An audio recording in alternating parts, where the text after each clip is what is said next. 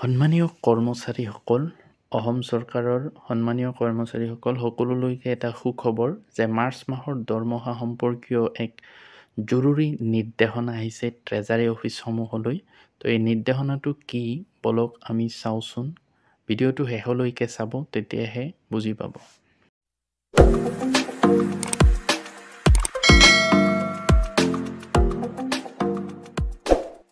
তো চাব পাৰে এইটো দৰমহা সম্পৰ্কীয় খুব গুৰুত্বপূৰ্ণ খবৰ।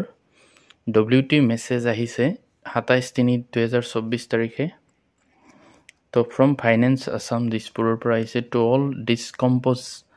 All sub divisional DISCOM Kamrup Metro' by hand. Info all treasury officer Dispur Kamrup Metro' New Guwahati by hand. তাৰমানে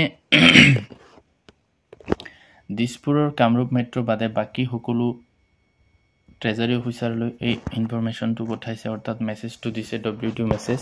তো তাতে কি লিখা আছে চাওক। Number E19486/2023/197 dated Dispur the 27th March 2024. The last date for, তাৰমানে এই নাম্বাৰটো মতে দিছপুৰৰ পৰা 27 মাৰ্চত এই মেছেজটো পঠাইছে। The last date for receiving bail checks in the treasury has been fixed on 29/3/2024. Repeat to 29/3/2024.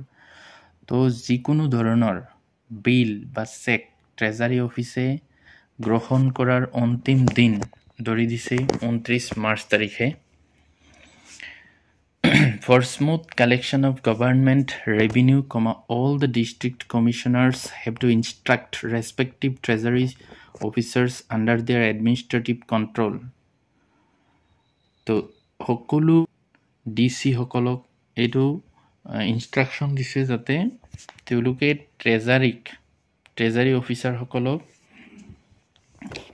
instruction দিয়ে যাতে under their administrative control to keep the treasuries open on 29/3/2024 and 31/3/2024 as a normal day.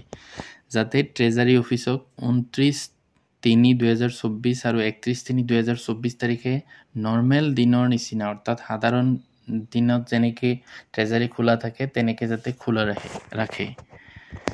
RBI has already issued notification for banks to remain open on 31/3/2024. আৰু reserve bank of ইণ্ডিয়াই already এটা notification দিছে সকলো বেংকক যাতে 31 March তাৰিখে bank খোলা ৰাখে। The treasury officers will dispose all the duly received claims before 5 PM of 31/3/2024. Repeat 5 PM of 31/3/2024. আৰু ট্ৰেজাৰী অফিচাৰ সকলক এইটো অৰ্ডাৰ দিয়া হৈছে তেওঁলোকে যাতে সকলো ধৰণৰ ক্লেইম 5/31/2024 তাৰিখৰ আগত শেষ কৰি দিয়ে, ডিছপ'জ কৰি দিয়ে। কোনো ধৰণৰ বিল, চেক বা পেঞ্চনাৰসকলৰ চেলাৰী এইবিলাক যিকোনো কাম মানে পেণ্ডিং যাতে নাৰাখে। দুবাৰ কৈছে, এইটো গুৰুত্ব বুজাইছে যে 5 PM আগত 31 মাৰ্চ 2024 আগত যাতে তেওঁলোকে সকলো কাম শেষ কৰি দিয়ে। তো এইটোৰ পৰা এইটোৱে বুজাইছে যে মাৰ্চ মাহৰ যিটো 50% বৰ্ধিত দৰমহা এইটো আপোনালোকে অতি সোনকালে লাভ কৰিব, কাৰণ বিলটো 31 মাৰ্চৰ আগতে জমা লৈ ল'ব আৰু চেলাৰীটো হয়তো 2-3 তাৰিখে আপোনালোকে পাই যাব। তো এইটো আছিলে এটা গুৰুত্বপূৰ্ণ খবৰ। আশা কৰোঁ সকলোৱে উপকৃত হ'ব। গতিকে মোৰ এই ভিডিঅ'টো এটা লাইক কৰি দিব আৰু চেনেলটো ছাবস্ক্ৰাইব কৰি থৈ দিব যাতে আপুনি এনেকুৱা ইনফৰমেশ্যন সোনকালে পাই থাকে।